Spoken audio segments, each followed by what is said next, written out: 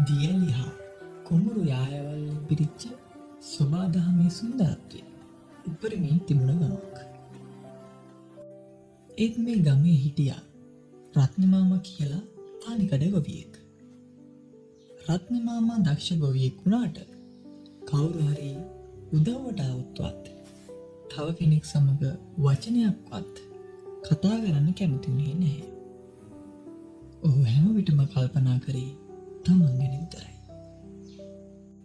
ගමේ අනෙක් මිනිස්සු අතරේ ලොකු සහෝදරත්වයක් සහ එකමුතුකමක් තිබුණා. ඔවුන් එකිනෙකාගේ කුඹුරු වැඩවලට උදව් වුණා. දුක සැප බෙදාගත්තා. හැබැයි රත්නමාමා හැමෝගෙන්ම ඈත් වෙලා තමන්ගේ වැඩ තනියම කරගෙන හිටියා. ගමේ මිනිස්සු රත්නමාමට උදව් කරන්න හැදුවත් ඔහු ඒ හැම අවස්ථාවකම පැහැරහැරියා.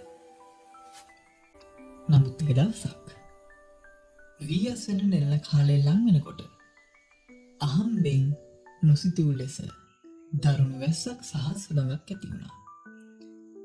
මේක නිසා ගමේ හැමෝගෙම කුඹුරු යායවල් වලට හානි වුණා.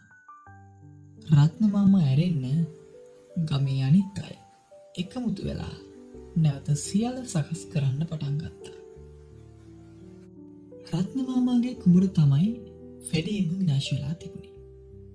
ඔහුට තනියම මේ හානිය යථා තත්ත්වයට ගන්න කිසිසේත්ම බැරි බව තේරුණා.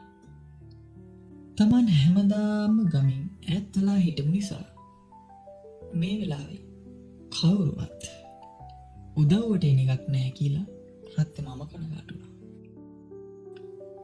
නමුත් පසුදා උදේ වෙනකොට රත්නමාමා පුදුම දෙයක් දැක්කා.